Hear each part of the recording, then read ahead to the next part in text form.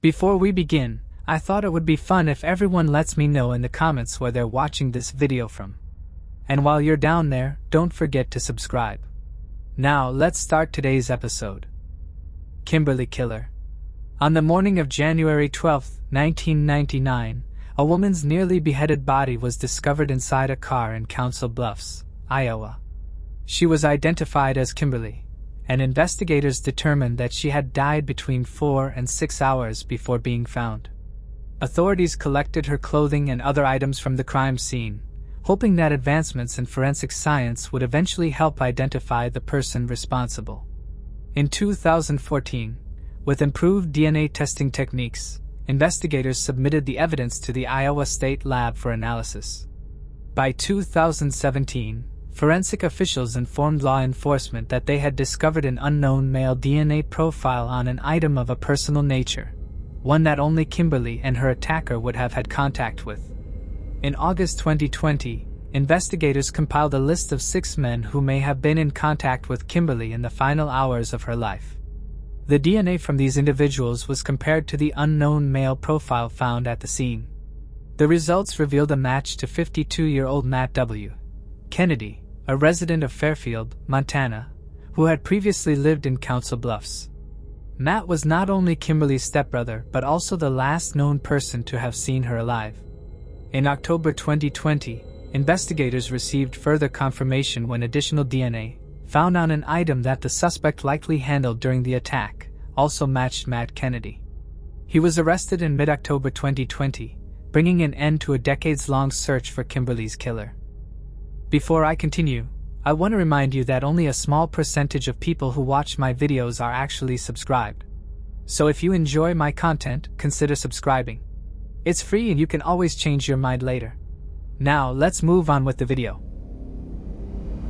Moving on to the next case. Reinosa girls case. In 2019, Spain ranked as the second most visited country in the world, welcoming an astonishing 83.7 million tourists. Visitors flock to experience its rich culture, admire its breathtaking landscapes, and unwind on its scenic beaches. While Spain is generally considered a safe destination, with crime rates lower than in many other European nations, it is not without its darker side. Among its unsettling mysteries are the disappearances of Manuela Bugifa and Virginia Espejo. On an April afternoon, 14-year-old Virginia S. Pejo asked her mother for money, saying she needed it to buy a birthday cake for a party she planned to attend. However, Virginia never showed up at the celebration she had mentioned.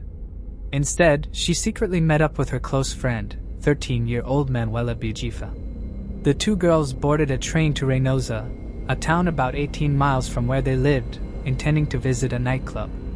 Knowing their parents would disapprove, they deliberately kept their plans hidden. The girls had invited a third friend to join them, but she, declined and chose to stay home instead. Around 9 p.m., Virginia and Manuela left the nightclub and began their journey back. Investigators later determined that the girls had likely resorted to hitchhiking after realizing there were no trains running at that hour. A witness, who happened to be from their hometown, was the last person to see them.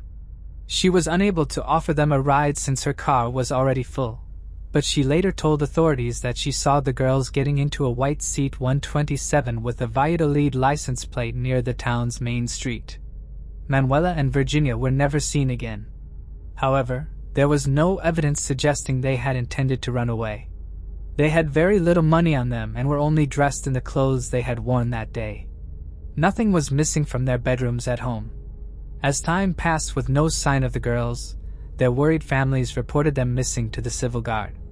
However, they were met with resistance from the officers. In 1992, the protocols for missing children were not as strict or immediate as they are today. The families of Manuela and Virginia were told they'd need to wait 48 hours before a search could be launched. This would later cause the civil guards to receive criticism and backlash, as it's understood that the first 24 hours after an individual goes missing are the most vital. Virginia's sister recalled being told by an agent they have gone to a party. They will come back whenever they want. During the early 1990s, a Spanish journalist named Paco Lobarton presented the public service program Who Knows Where, which is similar to the BBC's Crime Watch program in the UK. Viewers could phone into the show with tips and information about unsolved cases, with Who Knows Where focusing specifically on missing person cases. The show aired an episode about Manuela and Virginia, and it received dozens of calls as a result.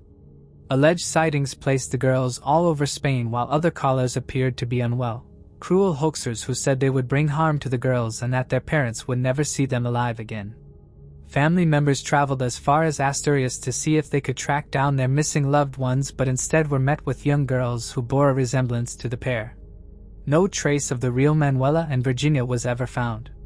In October of 1994, a group of friends walking near the Rey Quejarda Reservoir, about 25 miles from where the girls were last seen, found two skulls.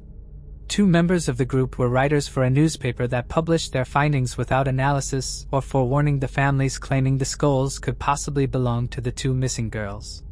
The lead after all that turned out to be a dead end. The skulls did not belong to Manuela and Virginia. They were too old, believed to date back to the 1930s. 3 years later, in 1997, a witness claimed that the girls were in Madrid with what he described as a punk community. He alleged that Manuela had cut her hair short and dyed it blue with one small white section. Investigators put together composite images of the girls and how they may have looked in 1997. But when they finally located the women the witness had described, it was discovered they were not in fact Manuela and Virginia. In February 2001, 2 more skulls were discovered, but they were determined to belong to victims of the Civil War. Furthermore, in 2018, a human jawbone was found in a reservoir in Cantabria, but it did not belong to the missing girls. Then in 2021, new hope came for the families of Manuela and Virginia when a woman called into a TV program about unsolved cases to tell them that 1 year before the girls went missing, she and one of her friends had suffered an attempted kidnapping. After alerting the TV show, the woman gave a statement to the Civil Guard, which led to a new line of inquiry being investigated. The woman and her friend had struggled with the driver, causing him to veer off the side of the road. She and her friend then took the opportunity to flee. The details of the case were chillingly similar to that of Manuela and Virginia. The two women had been hitchhiking and had been picked up by someone in a white Seat 127. More hopeful still, the witness was able to identify the man driving the vehicle, and he became a suspect in the case. He had a criminal record which included being arrested 4 times for attempted sexual assault. Another suspect came to light around this time, but law enforcement never recovered a photograph of him from 1992. The suspect was described as a young man between the ages of 20 and 25 in 1992. Investigators discovered that he had temporarily left the country in August of that same year. When questioned by authorities, he gave conflicting statements. At first, he denied knowing the girls, but later admitted during an interview with the Civil Guard that a friend had introduced him to them at the nightclub. However, he insisted that he never saw them again after that brief encounter. Over the years, multiple claims have surfaced suggesting that the remains of Manuela and Virginia may be hidden in the Fonterria mine. An anonymous tipster had alerted police to this possibility early in the investigation. Although their bodies were not found at the time, authorities noted that a thick layer of mud obscured visibility to the bottom of the mine. Additionally, the nearby Cervadas cave has never been searched, despite the Civil Guard stating in 1993 that it would be an ideal location to conceal bodies. In 2021, the Civil Guard reopened the case, but even now, Manuela, Virginia, and their families are still awaiting justice. Moving on to the next case. The Chin family tragedy. On the afternoon of October 8, 2014, a co-worker of 39-year-old Chin Ji-fong grew worried when the father of 2 failed to show up for his scheduled shift at King's Walk, a restaurant where he worked. He hadn't called in sick either, which was unusual. Concerned, the co-worker decided to check on Chin at his home on Western Avenue in the Guilderland suburb of Albany, New York. What he discovered inside was a horrific crime scene. Chen and his 38-year-old wife, Hai Yilin, were originally from Huiyu, China. The couple had moved to the United States in the early 2000s, settling in Guilderland near a takeout restaurant owned by relatives. There, they built a life together and had 2 children, 10-year-old Anthony and 7-year-old Eddie. By all accounts, the Chin family was ordinary, with nothing unusual about their lives, making their brutal murders all the more puzzling to investigators. The case gained significant attention, as it was the first quadruple homicide in the Capital District. According to Chen's brother, who spoke to the media, the father of 2 was found on the ground floor of the family's bungalow. Hai and the couple's 2 children were discovered upstairs, their bodies covered by a blanket. The family had met a brutal end. Each of them had been bludgeoned with a hammer, and later reports indicated they had also been stabbed. Investigators determined the murders took place in the early morning hours, likely between 3:30 and 6:30 a.m. Both the Guilderland and New York State Police worked together on the case, searching the areas surrounding the family's home for any possible clues. Authorities faced several challenges in the initial 48 hours of the investigation. A language barrier slowed progress, and fear within the community made gathering information difficult. Further complicating matters, there were no surveillance cameras in the area, and Apple initially refused to release the Chen's iPhone records. Though the company eventually complied, law enforcement stated that the delay significantly hindered their investigation. With little physical evidence recovered from the crime scene, detectives have struggled to make progress. Some DNA samples were collected and may belong to a suspect, but so far, no matches have been found. As a result, authorities have few leads and no major suspects in the case. Before long, allegations surfaced that the family were involved in shady business practices and illegal activities such as human trafficking, gambling, and money laundering.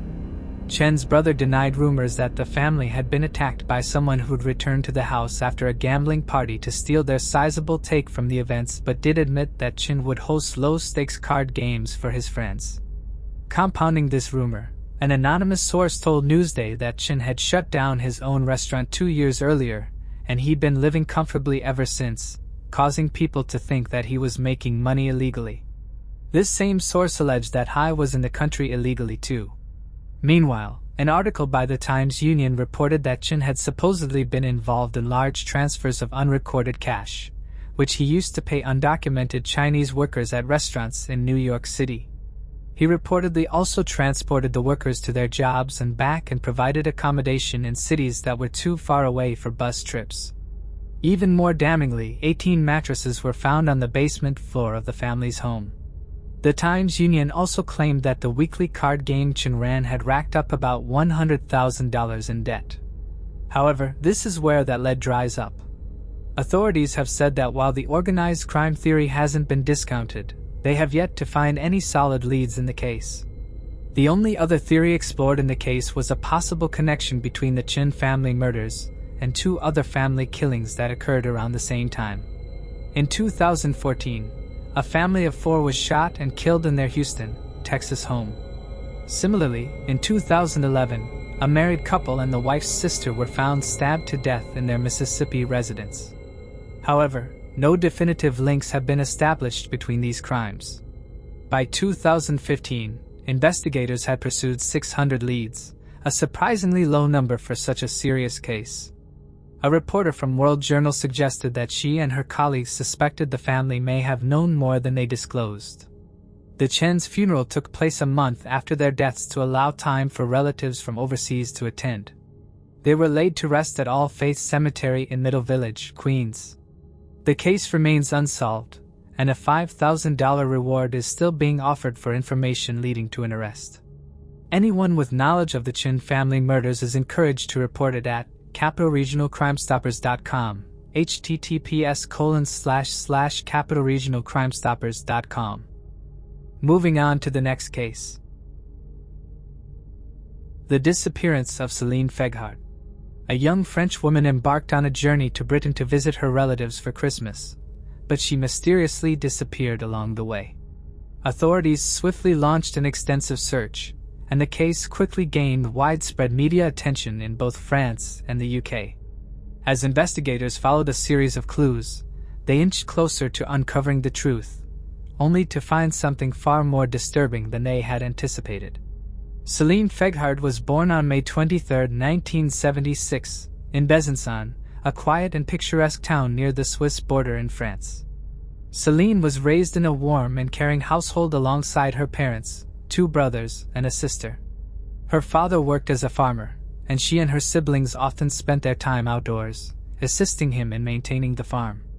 At school, Seline was an active student, excelling in sports and forming strong friendships. When she was 14, her parents took her on a trip to Britain, a place she immediately fell in love with. From that moment on, she dreamed of one day making it her home.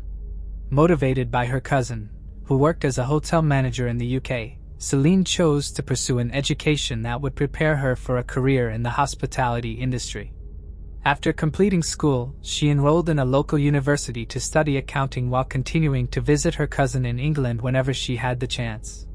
One summer, he helped her secure a job at a hotel, allowing her to gain hands-on experience before eventually returning home. In late 1995, at the age of 19, Seline made plans to visit Britain once again for the Christmas holiday. During that time, public train services in France were facing disruptions, prompting her parents to seek alternative travel arrangements. They reached out to a family friend, a truck driver, who agreed to give Seline a ride to Folkestone while delivering cargo to England. From there, she intended to continue her journey to Fordingbridge, a town approximately 150 miles, 250 kilometers, away, where her cousin lived. On December 18th, Seline set off, expecting to reach her cousin's hotel by the evening. Her parents waited for her call to confirm she had arrived safely, but as the night wore on, there was no word from her. Without a mobile phone, Celine's family had no way to contact her and could only wait, hoping she would eventually arrive at the hotel. That night, they finally received a call, but it wasn't from Seline. Instead, it was her cousin, who informed them that she still hadn't shown up and asked if her plans had changed. Growing increasingly anxious, her parents, left with no other options, decided to reach out to the police. French authorities immediately contacted their British counterparts, who wasted no time in launching a search for the missing young woman. The first step in the investigation was speaking with Celine's parents, who traveled to England to assist with the case. They informed the police about the family friend, a truck driver, who had offered Seline a ride to the UK. Investigators managed to track him down, and he confirmed that he had dropped her off in Folkestone before heading in a different direction. While at the truck stop, he had encountered another French trucker who was traveling to Newbury, a town roughly an hour's drive from Celine's cousin's hotel. The second driver agreed to give Seline a ride, and investigators were able to track him down as well. He informed the police that he had dropped her off at a truck stop in Newbury. While there, she attempted to use a payphone to contact her cousin and arrange for a pickup, but for some unknown reason, she was unable to get through. By that point, it was already 4:30 p.m. The driver suggested that she take a train to her cousin's town, but there was a complication. The nearest train station was several dozen miles away, and he couldn't drive her there since his delivery route took him in a different direction. Wanting to assist her, he began asking other truckers in the parking lot if anyone could offer Seline a ride. The first trucker he approached declined, explaining that he planned to rest before continuing his journey. However, the second trucker agreed, mentioning that he was heading to Salisbury, which was only about a 30-minute drive from Celine's cousin's town. He even mentioned she could probably catch an 8 p.m. bus from there. With no other options left, Seline went with the third driver, and that's where her trail disappeared. Detectives tried to track this man down, but they didn't have enough solid information to identify him. The second driver, who had handed her over, couldn't recall the license plate number and only remembered that the truck was a white Mercedes. He also provided a description of the man. He was around 35 years old, had short blonde hair, and a beard. The second driver also mentioned that something about this man struck him as suspicious. There was something unsettling about his behavior, but he still let Seline go with him because, at that point, she simply had no other choice. Police began to suspect that the third driver might have been involved in Celine's disappearance. Using the witness's description, they created a composite sketch and shared it with the local media. As for the first two drivers, investigators thoroughly checked their alibis and found solid evidence proving they had been in other locations at the time. Detectives soon uncovered a troubling detail that made them even more suspicious of the third driver. Remember how he told Seline she could catch an evening bus to her cousin's town from Salisbury? Well, it turned out that no such bus existed. Investigators wasted no time getting the word out about Seline's disappearance.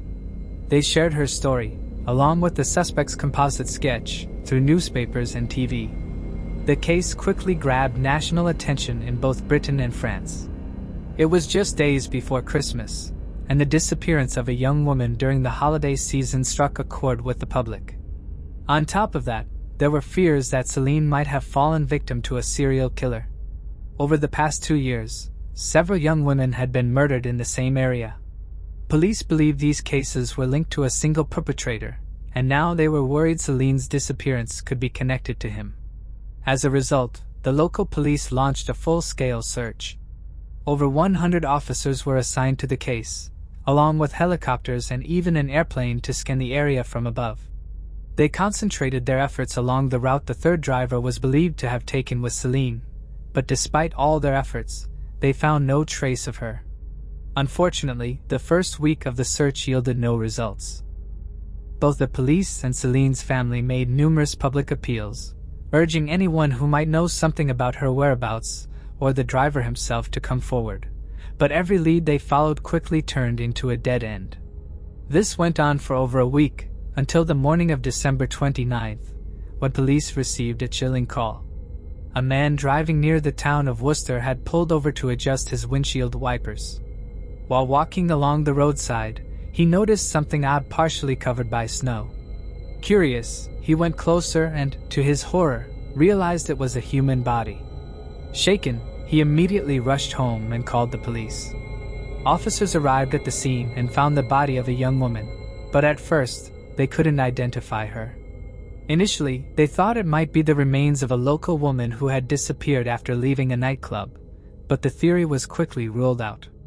It wasn't until the following day, December 30th, that police confirmed the body was Seline's. Her cousin was brought in to identify her, sparing her parents the heartbreaking task of doing it themselves. Police quickly noticed one important detail. The highway where Seline's body was found was almost in the opposite direction of where she had been heading. This only strengthened their theory that the truck driver who had given her a ride was likely responsible for her murder. All of Seline's clothing and personal belongings were missing, and officers found no trace of them near the site where her body was discovered. The autopsy revealed multiple bruises and abrasions consistent with heavy blows, as well as evidence of strangulation. Medical examiners also found signs of SA on Seline's body, but there was no biological material that could lead them to the perpetrator. One chilling detail stood out. The examiners determined that Seline's body had likely been left by the roadside only about 24 hours before it was found. With 11 days having passed since her disappearance, detectives speculated that the killer may have kept her alive for most of that time, or even transported her body with him. The second driver who had helped Seline mentioned that the suspect's truck was equipped with an industrial freezer, which suggested the killer could have preserved her body at low temperatures for days. Despite all this, the police still had no solid leads on the driver's identity. However, a conversation with Seline's parents revealed an intriguing detail. She had been carrying 2 bottles of champagne as Christmas gifts. These, along with all her other belongings, were never found. It seemed likely that the killer had taken them, which gave investigators a potential new angle to explore. This champagne was a specific French brand that wasn't sold in Britain, making those 2 bottles completely unique in the country. Police decided to use this as leverage and sent information about the bottles to the media, along with photos of identical champagne. They hoped that the perpetrator might have shown them to someone or even shared them with friends or family. But unfortunately, this lead also went nowhere. Without any other leads in hand, investigators decided to take an unprecedented step. Despite the absence of the perpetrator's DNA on the victim's body, in early January of the following year, they initiated the first mass DNA collection in Britain's history. The police focused their efforts on drivers of Mercedes trucks and similar models. This process took over a month, and detectives managed to test more than 5,000 drivers. Most of them willingly provided their samples, but there were some who refused. Investigators put them on a separate list for further scrutiny, thinking that one of those individuals might be the killer. Meanwhile, Seline's case continued to gain widespread attention in both British and French media. The police received thousands of tips and leads, but unfortunately, none of them brought the detectives any closer to catching the killer. This continued until mid-February when one tip finally caught the investigators' attention. A man called the police after seeing the suspect's sketch on the news and said it looked strikingly similar to one of his coworkers, a 36-year-old truck driver named Stuart Little. He also mentioned that Stuart drove a Mercedes truck with a refrigeration unit. This lead prompted detectives to start digging into Stuart's background. The first thing they uncovered was Stuart's extensive criminal history, though it consisted of non-violent offenses. Next, they decided to approach him carefully and ask for a DNA sample, presenting it as a routine part of their investigation involving thousands of drivers across Britain. However, Stuart refused to provide a sample, which only deepened their suspicions. After several more attempts to persuade him, though, Stuart eventually gave in and agreed to the test. As soon as they had his DNA, the police secured a warrant to search his truck. That's when they found their first major evidence, traces of blood on the mattress in the sleeping area and in other parts of the cab. Testing confirmed it was Seline's blood, and that was enough for an arrest. The police also obtained a warrant to search Stuart's house. In his garage, they discovered Seline's personal belongings, the ones she had with her when she disappeared. But that wasn't all. Investigators noticed something odd about Stuart's tachograph, the device truck drivers are required to use by law to track their driving hours. It appeared that on the day Seline's body was dumped, Stuart had deliberately concealed information about his movements. However, he made a mistake. After disposing of the body, he resumed work without filling in the missing data. This created a suspicious gap in his driving log, which detectives believed corresponded to the time he transported Seline's body to the roadside. During his first interrogation, Stuart denied any involvement in the murder, claiming he had never even picked up Seline. But when police brought in the other driver, who identified Stuart in a lineup, his story changed. He now admitted to giving Seline a ride and claimed they had consensual intercourse. As for her belongings found in his garage, Stuart insisted she had simply forgotten them when he dropped her off. Naturally, investigators weren't quick to believe Stuart's story. They continued searching for evidence, and soon found a witness who had seen him the day before Seline's body was discovered. The witness spotted Stuart near a warehouse about 50 miles from where the body was found. He was seen starting a fire next to his truck, and it appeared he was burning something. When police confronted Stuart about this, he claimed he'd started the fire to warm up his truck brakes, which had supposedly frozen due to the weather. Officers decided to search the area near the warehouse, and it didn't take long for them to find something disturbing. Underneath a fence, they discovered Seline's underwear. It was stained with her blood. Piecing together all the evidence, investigators came up with the most likely timeline of events. When Stuart picked up Seline, he drove to a secluded area where he assaulted and killed her. Based on the blood evidence found in his truck, they believe Stuart kept her body on the lower bunk in his cab for 10 days while continuing to make deliveries as if nothing had happened. Shockingly, just a week after the murder, Stuart went home to celebrate Christmas with his wife and children, while Seline's body remained just a few yards away in his truck. At some point, he decided to dispose of the body. Investigators found receipts showing Stuart had purchased a shovel, an axe, and a saw, likely with the intention of dismembering her remains. However, for some reason, he abandoned that plan and simply left her body near the roadside. Detectives soon uncovered another chilling detail. The day after Christmas, Stuart gave those 2 bottles of rare French champagne to an acquaintance as a gift. When detectives questioned him about it, Stuart claimed he bought the bottles from another French truck driver, but investigators didn't believe a word of it. On top of that, they uncovered another intriguing detail. Stuart had always worn a beard, but he completely shaved it off after the murder, right around the time the suspect's sketch started appearing in the news. They also figured out why Seline couldn't reach her cousin when she tried to call him from a payphone. It turned out that the UK had recently changed its phone codes, and Seline had his number written down with the old code in her notebook. Unaware of this update, she dialed the outdated number, and her call never went through. For Stuart's family, friends and coworkers, these revelations were a complete shock. To them, he had always seemed like a devoted family man and a reliable friend.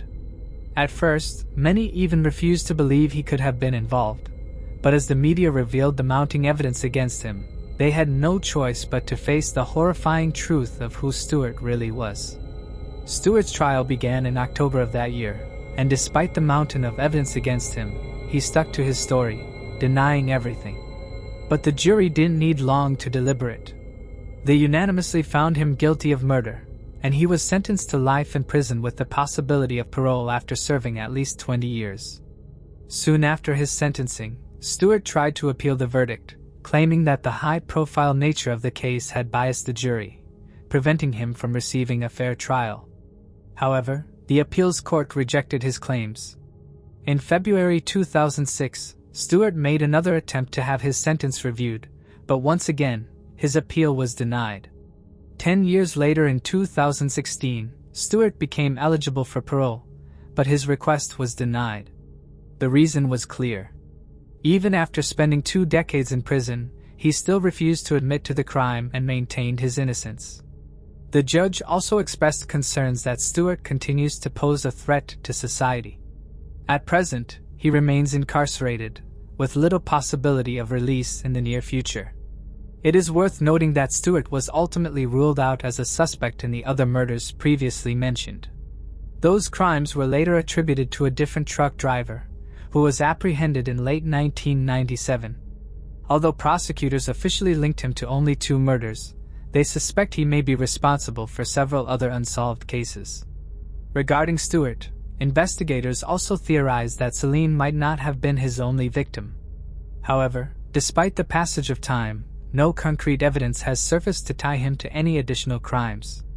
Feel free to share your thoughts on this case in the comments section. Moving on to the next case. The disappearance of Gretchen Harrington.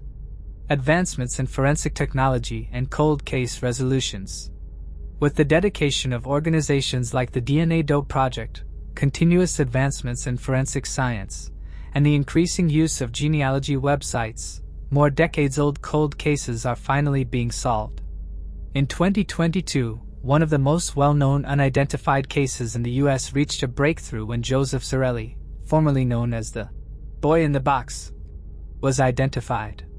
While the exact details surrounding his death remain unknown, cases like his suggest that answers in long-standing mysteries may not be as elusive as they once were. The disappearance of Gretchen Harrington. On the morning of August 15, 1975, 8-year-old Gretchen Harrington left her home to attend summer Bible school. Living in Broomall, Pennsylvania, she was on her way to Trinity Chapel Christian Reformed Church, located less than half a mile from her house. However, somewhere along her route, she vanished. Gretchen never made it to Bible school. Her father, who was a pastor at another church location, was friends with David Zanstra, the pastor of the church Gretchen was supposed to attend that morning. After several hours with no sign of her, Gretchen's father was informed of her disappearance and asked Zanstra to contact the authorities, which he did. An extensive search for the 8-year-old soon began, but no sign of her was found. Just short of 2 months later, on October 14th, skeletal remains were discovered in Ridley Creek State Park, not far from where Gretchen went missing. The remains were soon identified as belonging to the 8-year-old, with the cause of death being determined as injuries to the skull. The case was ruled a homicide and an investigation began, but it grew cold before long. In 2023, almost 48 years after Gretchen's murder in 1975, an arrest was finally made in her case. On July 24th, the Delaware County DA's office announced that 83-year-old David Zanstra had been charged with criminal homicide of the first, second, and third degree, as well as kidnapping of a minor and possession of an instrument of crime. The break in the case came just 1 week earlier when investigators decided to re-interview Zanstra, the pastor of the church Gretchen was attending on the day of her disappearance. Chillingly, not only was Zanstra a devoted family friend, but one of his daughters was Gretchen's closest companion. Police noted that during their 2023 interview with him, he initially denied being involved. However, when he was confronted with evidence of sexual misconduct in the past, he broke down, telling detectives that he'd seen the little girl walking alone on the road on the morning that she went missing. Zanstra claimed that he offered Gretchen a lift to the church, which she accepted because she knew and trusted him. Instead, he took her to a nearby wooded area where he parked the car and asked her to remove her clothing. The 8-year-old refused, however, much to his anger. He struck Gretchen with his fist, leaving her bleeding. Believing she was dead, he covered up her body and fled the scene. DA Jack Stalsteimer labeled Zanstra as a monster, stating, "This is a man who was a remorseless child predator who acted as if he was a friend, a neighbor, and a man of God, and he killed this poor little girl." He added that Zanstra played the part of a family friend for years after Gretchen's death. Investigators had decided to revisit Zanstra when, in the autumn of 2022, a woman came forward wishing to speak to somebody about Gretchen's case. When connected with an officer, the woman stated that she thought she knew who the killer was. Remarkably, she had diaries she'd kept from the 1970s in which she'd written down some of this information. She had been just 10 at the time of the murder and lived in Havertone, around 3 miles east of where Gretchen went missing. This woman had, as a child, also been friends with one of Zanstra's daughters. She recalled sleeping over at their house frequently, and told police that one time she awoke in the middle of the night to find Zanstra molesting her. When she moved, he hurriedly exited the room, but he came back the next night to do it again. When she asked her friend, Zanstra's daughter, about his actions, she replied, "He does that sometimes." When she got home, she told her parents about the incident. They immediately forbade her from sleeping over at the pastor's house. In her diaries, the woman also wrote about an abduction involving a friend of hers named Holly. She wrote, "Guess what? A man tried to kidnap Holly twice. Suspicion falls on Pastor Zanstra. It's a secret, so I can't tell anyone. But I believe he might be the one who kidnapped Gretchen. I think it was Mr. Z." On the day Gretchen went missing, witnesses reported seeing her speaking with a man inside a car. Some accounts even suggested that the vehicle resembled one owned by Zanstra. Despite these observations, investigators at the time were unable to establish a solid link between the pastor and the crime. When Zanstra was arrested in 2023, DNA samples were collected and will be analyzed to determine if they match any unsolved cases. Authorities have also voiced concerns that, due to his position as a pastor, Zanstra may have been involved in the abuse of other children. Moving on to the next case. The Holly Bobo case. A 20-year-old student woke up early to focus on her studies but mysteriously disappeared under highly unusual circumstances. From the start, investigators encountered strange and contradictory leads, yet despite extensive search efforts, she remained missing for 3 years. Eventually, detectives made headway in the case, but each revelation only deepened the mystery. Her disappearance became one of the most perplexing cases in the state, and even after it was resolved, many unanswered questions remained. Holly Lynn Bobo was born on October 12, 1990, in the small American town of Darden, Tennessee. Darden was a quiet, close-knit community with only a few hundred residents, far removed from the hustle and bustle of major cities.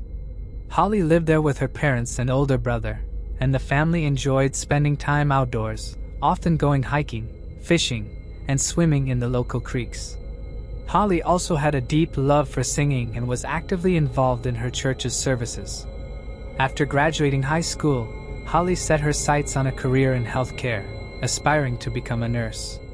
She enrolled at the University of Tennessee's campus in a nearby town, and by 2011, at the age of 20, was devoting most of her time to her studies. She was also in a committed relationship, dating her high school sweetheart, and the couple was making exciting plans for their future together. Despite attending university, Holly still lived at home since the campus was only a short drive away. Her father had personally built their house, making it deeply meaningful to the family, so Holly had no immediate plans to move out. On the morning of April 13th, she woke up around 4:30 a.m. to prepare for class. A few hours later, her parents left for work while her brother remained asleep.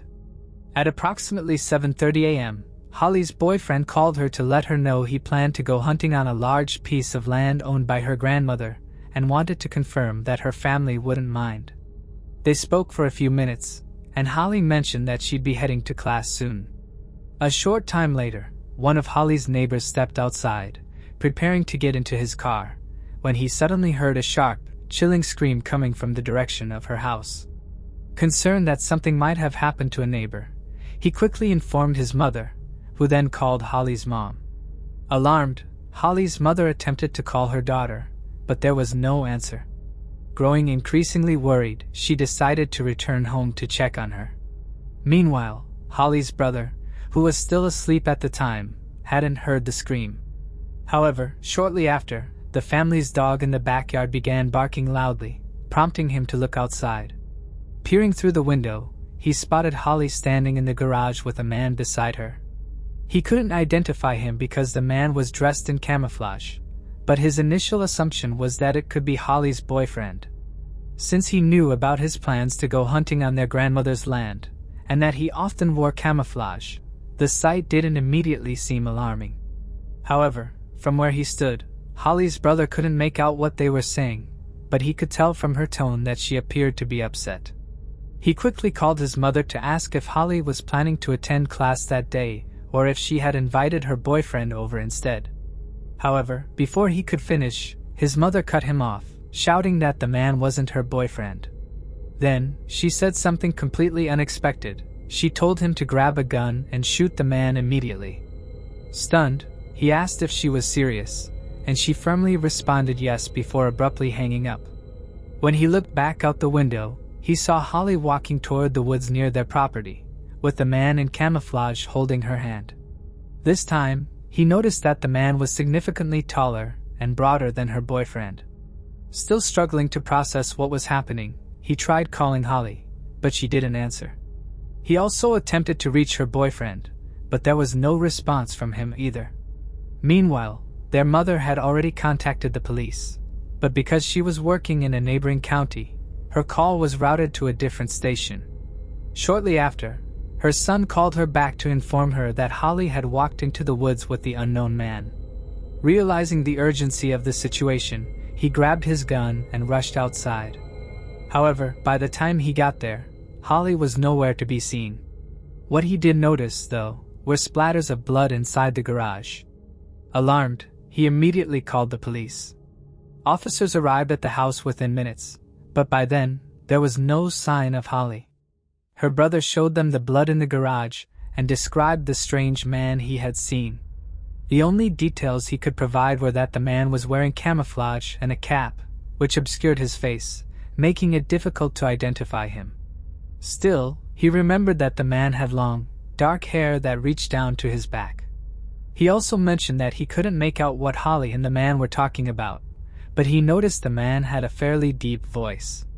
The whole situation seemed strange to the police, but they didn't rush to start a full investigation. The local police department had very little experience handling cases like this, so they weren't sure what to do. In those critical first hours, they didn't search the woods, secure the house or the blood-stained garage, or even talk to the neighbors. When Holly's parents returned home, they quickly realized that the officers weren't putting in any real effort to find their daughter. After repeated pleas from the family to begin a proper investigation, officers finally organized a search of the woods, spoke with neighbors, and brought in forensic experts to examine the blood in the garage.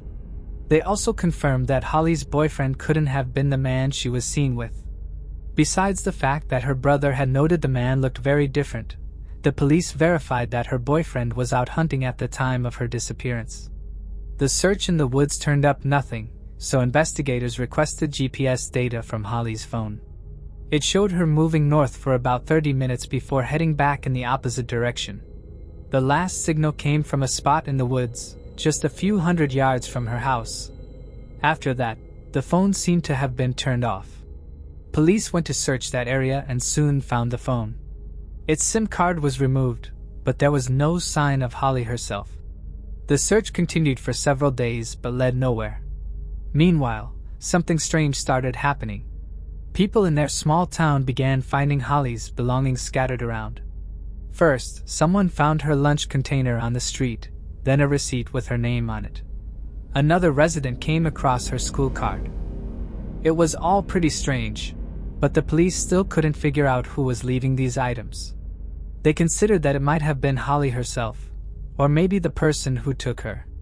With no progress in finding Holly, investigators turned to the list of convicted criminals in the area. Soon, their attention shifted to a local man named Terry, who had multiple assault charges on his record. Digging deeper, they found that his victims shared striking similarities with Holly in both age and appearance. Terry also matched the height and build description of the man seen with Holly, so investigators began looking into his possible involvement in her disappearance. They obtained a warrant to search his home but found no evidence. Next, they set up a wiretap, monitoring his calls and conversations for several weeks, but they still couldn't uncover anything that connected him to Holly's case. The investigators continued looking into other suspects and kept expanding their search area. With each passing week, more and more volunteers joined the effort. But despite their combined efforts, the search operations brought no results. For the next several months, there was barely any progress in Holly's case. Eventually, the police called off the ground search, shifting their focus entirely to investigating potential suspects. But this didn't lead anywhere either. Holly's family was devastated. They had no clue what had happened to her, where she might be, or if she was even alive. They also blamed the local police department, feeling the authorities hadn't put in enough effort, especially in those crucial first days. Looking back, the family realized the police had taken almost no action in the first 72 hours, which are often critical in missing persons cases. Despite their frustration, complaints, and constant push for a more active investigation, Holly's fate remained unknown. This went on for 3 years until something unexpected happened. In March 2014, police arrested a local man named Dylan, known to authorities for his involvement with illegal substances, on charges of unlawful weapon possession. During his interrogation, he made an unexpected confession, claiming he had seen Holly after she was abducted. According to Dylan, on the day of Holly's disappearance, he had gone to his brother Zach's house to pick up a car. When he entered the living room, he saw his brother, their mutual friend Jason, and another person, Holly. She was sitting in a chair, looking terrified. Dylan claimed that Zach told him he had kidnapped Holly, assaulted her, and even filmed it. As for what happened afterward, Dylan said only that she was killed soon after the abduction, insisting he had no part in the murder. He also mentioned that his brother had been wearing camouflage that day. The police brought Zach and Jason in for questioning, but both denied any involvement in Holly's disappearance. Investigators also searched their homes for any evidence or the alleged video of Holly's assault, but found nothing. Shortly after this, a woman contacted the police with another unexpected story. She claimed that she had previously lived with a man named Jeffrey, and one day he had shown her a clip from a video where a man assaulted a young woman. Jeffrey told her that the woman in the video was Holly and that the man doing that was Zach. He also mentioned that the video had been recorded by his brother, Mark. Detectives met with this woman and asked if she'd be willing to call Jeffrey while they recorded the conversation. She agreed, and during the call, she brought up the video. From Jeffrey's responses, detectives felt certain he really had shown her the recording. Shortly after, Jeffrey and his brother were both arrested. During questioning, both denied any involvement in Holly's disappearance and claimed not to know anything about the video. When detectives played Jeffrey the recording of his conversation with the woman, he said he had probably misunderstood her question. He added that his ex-wife's name was also Holly, suggesting he might have misinterpreted what she. Police searched the brothers' homes and examined all their devices but were unable to find the video. They also found no evidence linking the brothers to the other 3 suspects. In the end, they had to release the brothers as the witness statement alone was not enough. However, a As investigators continued trying to establish connections between these people and Zach, they uncovered another suspect. They found that a man named Shane had been in contact with Zach on the day of Holly's disappearance and decided to question him. They suspected that Zach might have asked him for help in disposing of the body.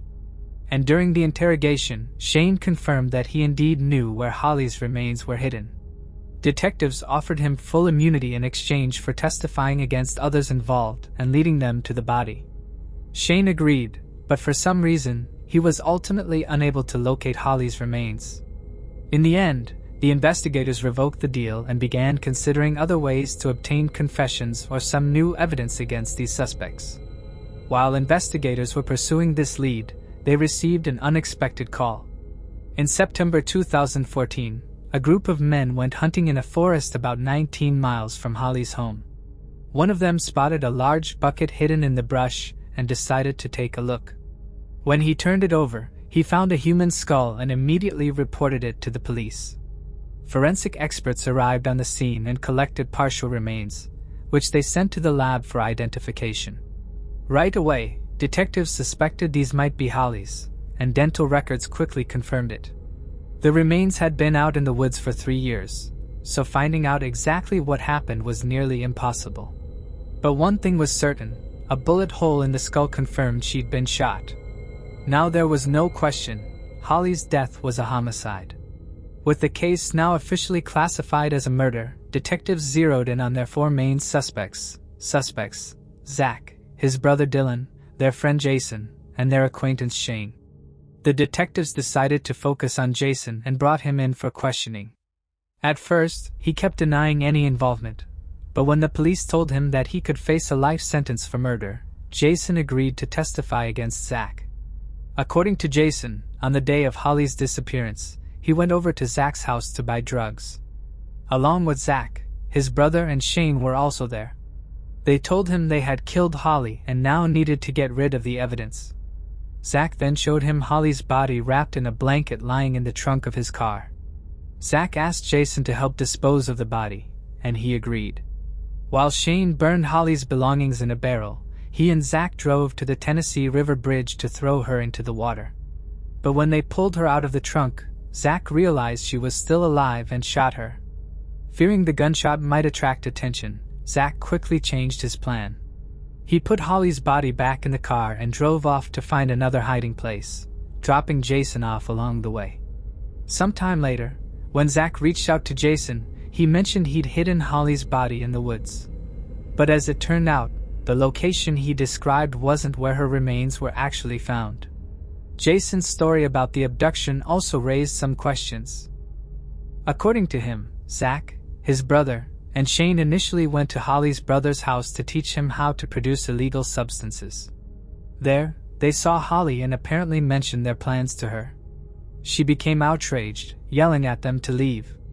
Worried she'd exposed their illegal activities, the trio decided to abduct her. This version seemed odd for several reasons.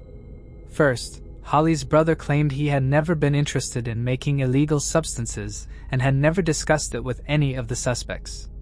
Second, when he woke up, he saw only one person with his sister, and that person didn't match Zach's description. The only one fitting what he remembered was Shane. Where the other 2 suspects were at that moment remained unclear.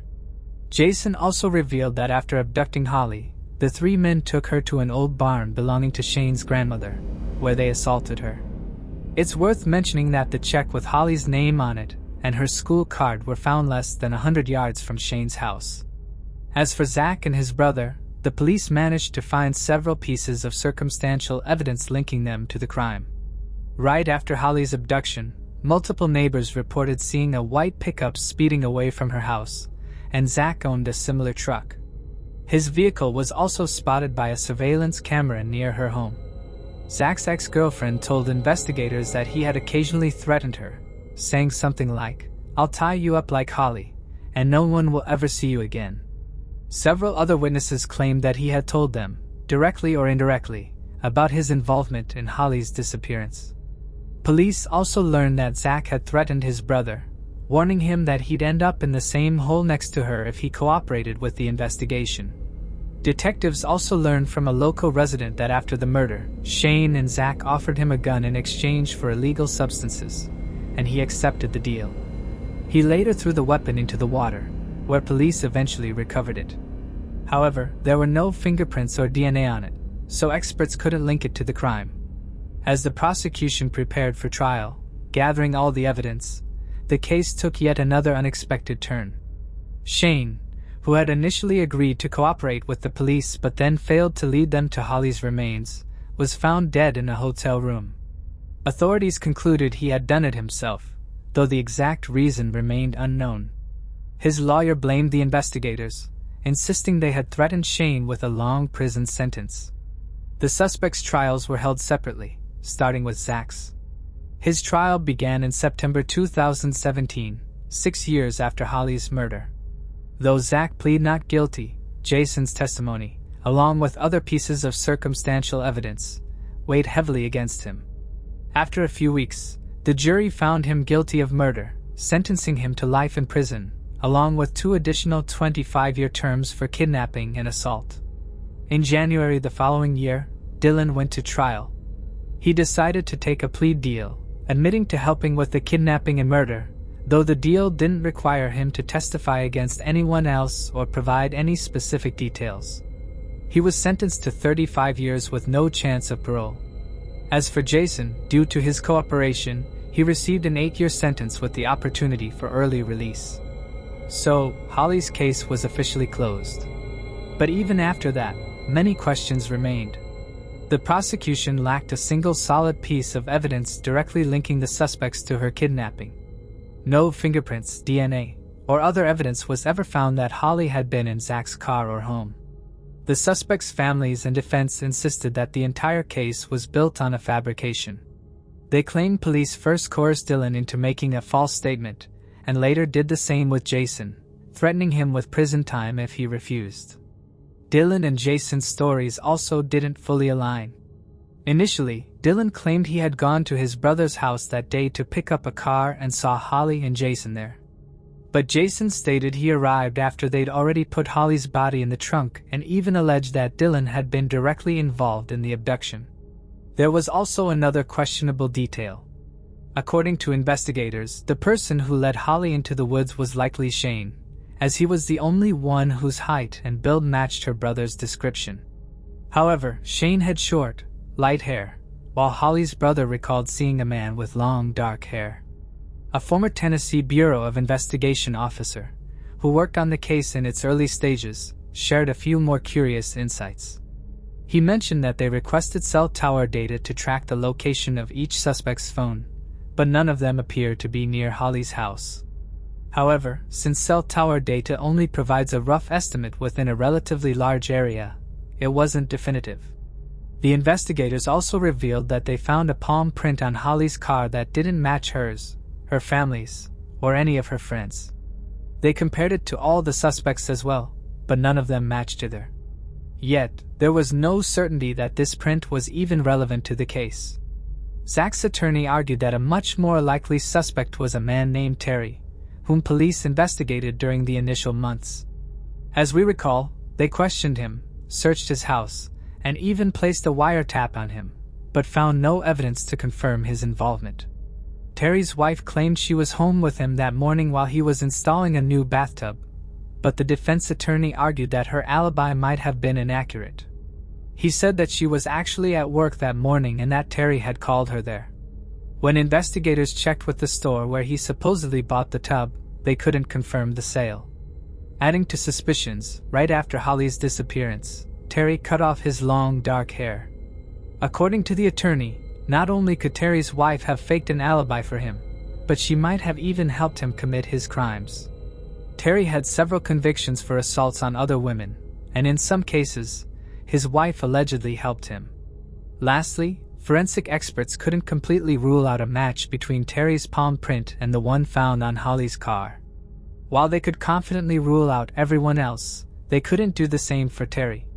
Despite all of this, the prosecution remained firm, insisting that the suspect's guilt was proven beyond doubt, with too many circumstantial factors pointing to their involvement. Jason served only 3 years before being released early. But just a few months later, he was arrested again on weapons charges, putting him back behind bars to await trial. Then, at the beginning of 2024, Jason made an unexpected statement. He claimed that his previous testimony had been fabricated, and he never actually saw Holly that day. According to him, he had fabricated the entire story to avoid a life sentence, making a deal with the police based on false claims. Following this, Zach filed a motion for a new trial, but in late September 2024, it was denied. The judge determined that Jason's retraction alone was not enough to overturn the conviction, as there were still other circumstantial pieces of evidence against Zach. Notably, at the time Jason withdrew his testimony, he was still awaiting trial for his weapons charges. About a month before the judge ruled on Zach's appeal, Jason was sentenced to 19 years in prison. This timing raises suspicions about his motives. His sudden change of story may have been an attempt to influence his own case or reduce his sentence. As things stand, all three men remain incarcerated, and their only real chance at a retrial depends on whether their lawyers can uncover new evidence that either proves their innocence or identifies another suspect. So far, however, no progress has been made in that regard, and the prosecution remains firm in its stance that all three are undeniably guilty. Let us know your thoughts on this case in the comments. Thanks for watching. I hope you enjoyed exploring these intriguing cold cases with me. If you found the video fascinating, don't forget to give it a thumbs up and subscribe to Cold Case Mystique for more deep dives into unsolved mysteries. Your support helps me bring you more compelling content. Leave a comment below with your thoughts or any cases you'd like me to cover next. See you in the next video, and remember, the search for truth never stops.